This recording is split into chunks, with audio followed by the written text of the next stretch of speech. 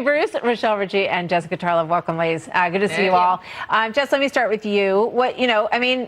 Why not dedicate a night? They say it's one of the most important security issues that faces the country and the world. Yeah, well, Jay Inslee's campaign, which was all based on climate change as his main point of advocacy, ended a couple nights ago. He didn't manage to break out of the 1% club on it. That doesn't mean it's not an important issue to Democrats. But I think when Tom Perez is looking at the difficult road ahead here in coordinating, we now still have 20 candidates left and so many issues that are important. He's looking at this and saying, I'm not sure that we can have a debate on all of the important issues. Then you need a gun control debate. Then you're going to need an immigration specific debate.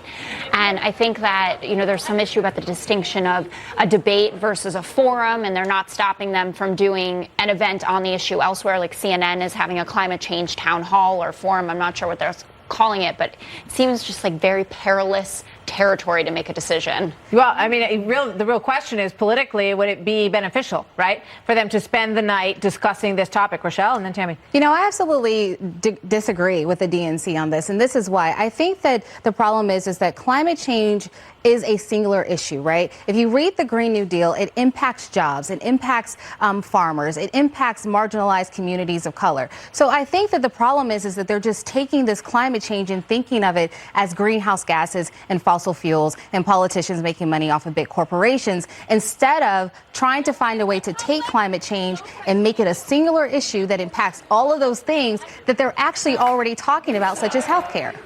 Unless they know from the start that this was actually just a manipulative tool to get everybody all excited, something very vague and very broad and very large. And then what you have are young people who've listened to this rhetoric, believe that it is an existential issue, and don't understand why everyone's not moving appropriately.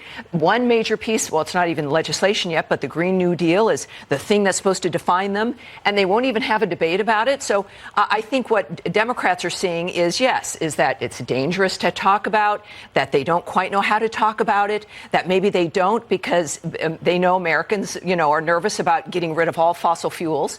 And so I think that this is a highlight of some level of hypocrisy and of manipulation of their own base. I mean, it would be virtually impossible to spend an entire debate talking about it and not get to the issue of how do you pay for these things. Exactly. And some of the basic brass tacks issues that come underneath it. I'm not sure that is the issue. I don't think Democrats are running from talking about climate change as an issue, and I think that it is very real that if we don't do something about it, we're going to have a problem. Every candidate has rolled out their own plans, very extensive, from going back into the Paris Accords to building on what we did under President Obama. So I don't think that's okay. Take a look at Bernie Sanders. He got confronted by a student at a town hall. Watch this. It is no secret that we must transition away from fossil fuel, period, end of discussion. There ain't no middle grounds here. What ways would you take to practice what you preach if you were to become president? Because I know it's stressful and you have to travel a lot. You have to use fossil fuels. No, I'm not going to walk to California. No, I understand that. We do the best we can as an example, but I'm not going to sit here and tell you that we're not going to use fossil fuels.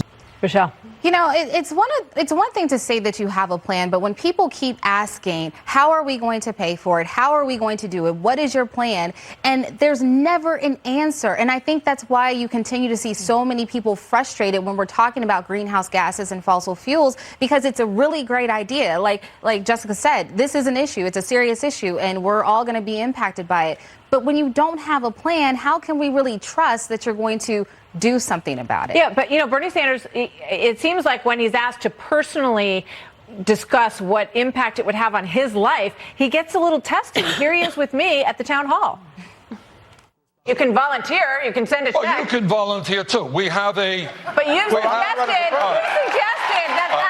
what everybody in your bracket should do. And Martha, why don't you give? You make more money than I do. Well, why don't you I didn't suggest a wealth tax. And she's not running for president. All right, but we're going to. Maybe you should. He said over and over and over again, if you're a millionaire, a billionaire, you should pay more. So the question, which I should have set up better, was, now that we know that you made over $1 million last year, are you going to carve out more of your income to give to the government? And he scoffed at the idea. The better question is, are you going to run for president? Because perhaps you should. No, I mean, that's it. But, and this was another issue at another, maybe it was even the same town hall from before, and this other issue with that young man was about the cost of his Medicare for All proposal. And he said, I don't have that in my pocket.